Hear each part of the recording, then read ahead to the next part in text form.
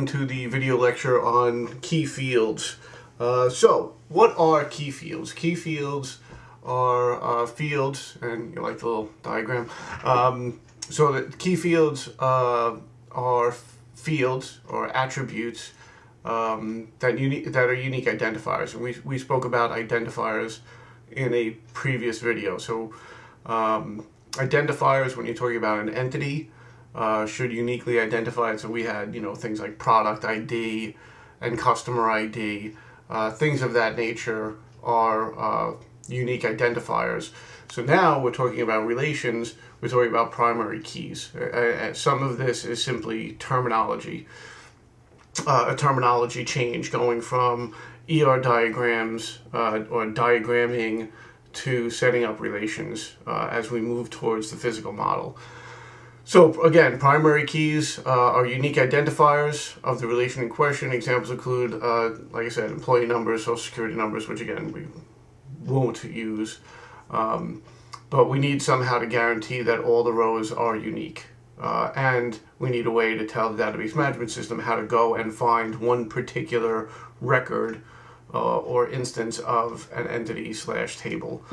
So the other kind of keys that we have are foreign keys. And foreign keys are identifiers that enable a dependent relation. So when you think about your entity relationship diagram, think about you've got a one-to-many, right? So on the one side, you're going to have what we're going to call the parent, right? So things like student will be a parent of another entity called, say, offering or courses or something like that. So you have a one-to-many relationship. So the parent is going to have its primary key. The dependent, in this case, say courses or offerings, is going to be the dependent relation, which is on the many side. It's going to get foreign keys. It's going to have a foreign key to allow it to relate back to the primary table, or the primary key of the parent table. So keys can be simple. For your databases, for your projects, they will all be simple. A single field in your projects when you're creating your databases and your entity relationship diagrams, you should have IDs for all of the entities.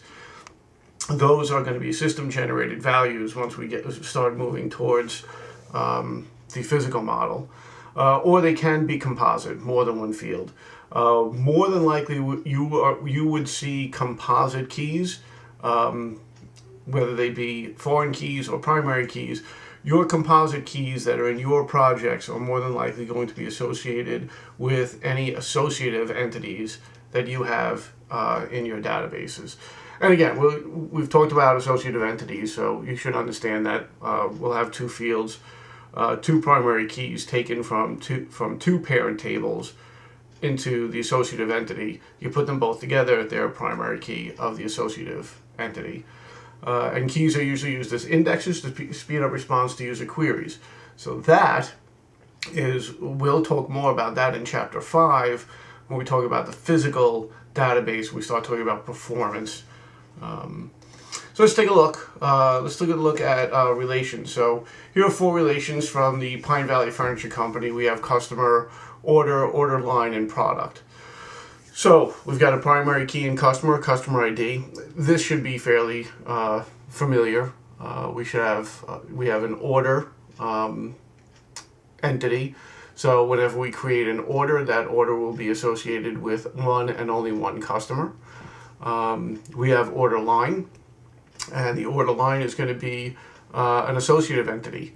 So that's going to show the products that are associated with any given order, right? Because an order can consist of many products, and products can show up on many orders. In order to break down that many to many, we had to create the order line associative entity. It's going to take foreign keys from order and product. So from order, it's going to take so the order table's primary key is order ID. So it's going to take in the order ID. The product table's primary key is product ID. So order line is also going to take the product ID. This is what I referred to in a previous video as what I refer to as the zipper.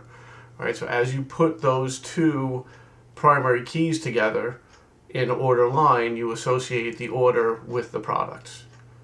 Okay, and then there's an order quantity and order line. So if you combine order ID and product ID in order line, that's going to create a primary key in order line. So order line's primary key is composite. It's made up of the combination of order ID and product ID. Okay, so that is pretty much the end of the section on key fields. It should have clarified a lot of things for you. If it didn't, again, send me an email.